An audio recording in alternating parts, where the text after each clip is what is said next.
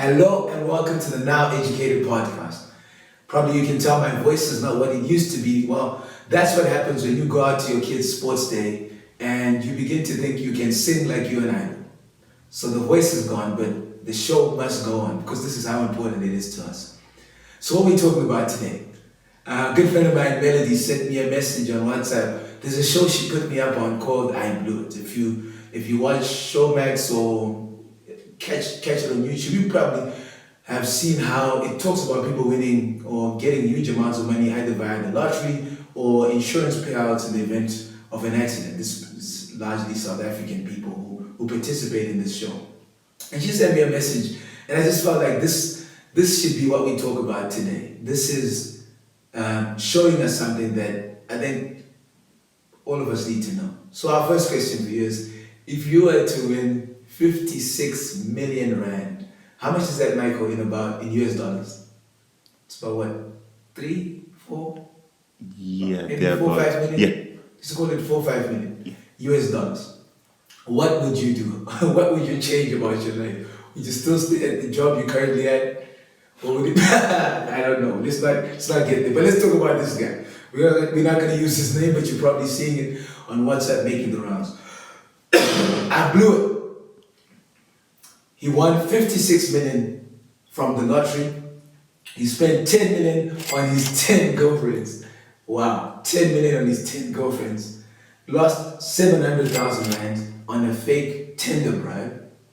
Gave 500,000 to his ex-girlfriend. I guess it was to let her know that, used to swipe about 150,000 every day. Not sure if I'm going to say this right. Ekoneni. Also used to withdraw over 40,000 rand a day. That's like about at least 2,000 US dollars a day. He spent more than 75 million on the latest cars. Yeah. Yeah, he was driving like a boss. He spent 400,000 on clothes, so he must have been laced to death. And this is the sad bit. All of it was done as in complete, kaput, gone, finito, in less than 6 months.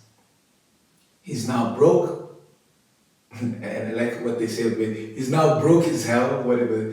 That's like an extreme sense. I guess that's the same as saying dead broke and looking for a job. Yeah. Yeah.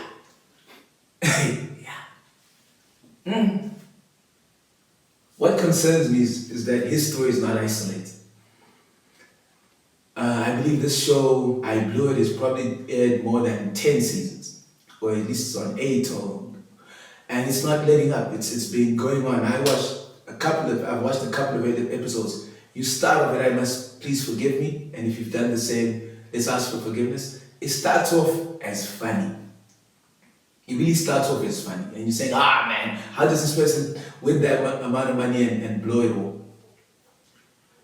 And then the more you watch of it, the more you realize that it's not funny. What it's doing is showing us something about us as people. It's showing us something about how we manage money and how we view money. And what I began to pick up on is that a lot of us really haven't taken the time to learn how to manage our money. I remember coming across a question that asked, where do you think your first million is going to come from? And then a host of potential answers. It had getting married into it, it had inheriting it, it had winning it in a lottery, it had earning it, through your hard day's work, and it had investing it in a stock market. And I remember the person who shared this question then explained how when they asked this question on a large group of people, the survey results showed that the most popular answer was winning the lottery. It was winning the lottery. A lot of people, and I like to believe that, these shows just give backing to that logic, that a lot of us believe that our best chance of becoming wealthy or millionaires is going to come from us, from a scratch card or from winning some sports bet, or just winning a national lottery. But when you look into how those people who've won a lot of money all of a sudden, almost from thin air, how have they done? If you go on YouTube, if you read up on the internet, you find that a lot of people who win the lottery end up worse than they were before the lottery. In some states, in some nations, they've even coined the phrase the curse of the lottery. Because for many people, when they get that amount of money, they do what this guy did. You spend, you start compensating for all the things that you thought you didn't have growing up. You start indulging and going full on. Probably is because it just came. It's like a huge amount of money, and all you had to do is really fill in a couple of numbers, right? Probably didn't take you years to get this done. And the curse of lottery is you spend it all, you become broker than you were before. And the worst thing is the regret bias. You see the pain of regret. Because you had it, you were there, you had finally gotten to that point of financial freedom. And you lost it. And that regret causes unspeakable stress. The pain of that regret is 10 times more than the joy you experienced when you won that huge amount of money. And that regret plays out in depression. In some cases, winning the lottery brings a lot of friends and a lot of enemies as well. There are lots of people who think they're entitled to what you've earned or what you've won. So a lot of fake friends who will leave you the moment it's finished. There have been cases where lottery winners have ended up losing their lives, because the people that were around them wanted to find a way to kill them so that they can have the money all to themselves.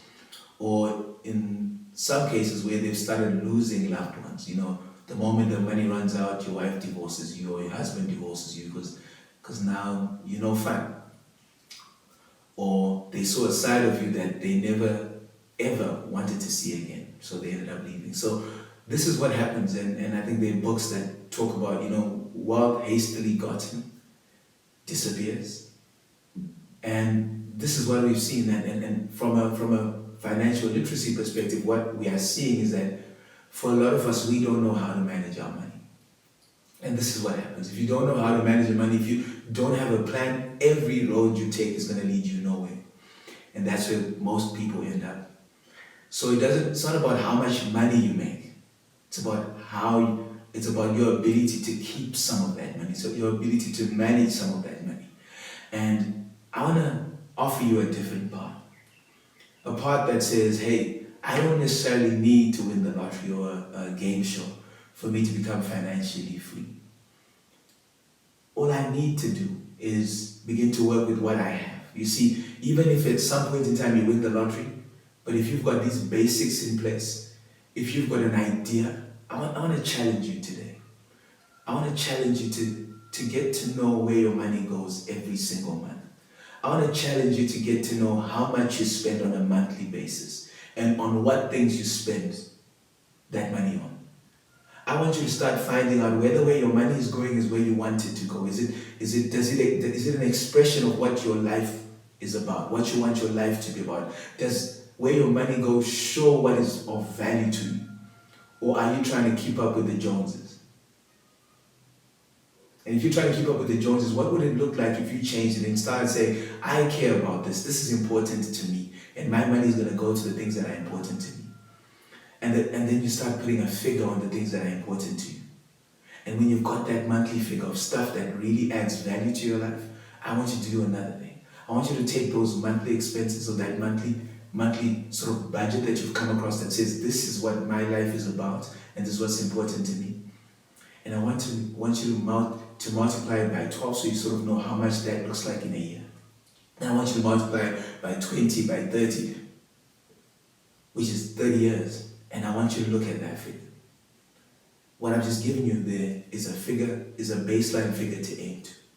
A baseline figure that tells you that this is what your life, if you want to maintain a certain standard of living, the standard of living you have now, this is the amount of money you need to have.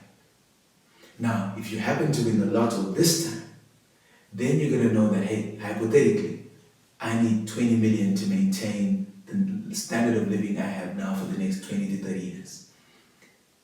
So you know that when you get that money, you don't have a lot. You've got 20, 30 years of current living expenses where your life doesn't change. If you make a bit more than that, then you know, hey, I've got a bit of money that I can put aside to things that are luxury to me. But what I'm challenging us to do is don't just get money and think that, you know, Mama, I made it. Have you? Maybe you just earned just enough to get a handle and a hold on your bills. So what am I saying? I'm saying the best way to become good with money is to understand that this is not a sprint, it's a marathon. And the beautiful thing about the marathon is that you get to understand and learn about yourself. You get to work for your money. And something that you work for, very often you're not too quick to want to abuse or misuse. You work for your money. You get your money, you work for your money. And then begin to turn the table and get your money to work for you. And get to a point where you do not spend the money that's working for you. You spend the income the money that's working for you generates for you. When you're at a point where you can live off the interest, you can live off the rental income that you've built up on your property, you are financially free. You are better than any lottery winner because you have control, you have purpose, your money knows what it's doing, you have named it. I challenge you to start naming your money. I tell you, when you name something, you begin to have power over it firstly, and you often don't forget it. Think about that. Let's not have multiple episodes in your life of I blew it moments. Let's have multiple episodes of I made it, I'm making it, and I keep making it better. My name is Terrence, and I hope you're now educated. Until next time.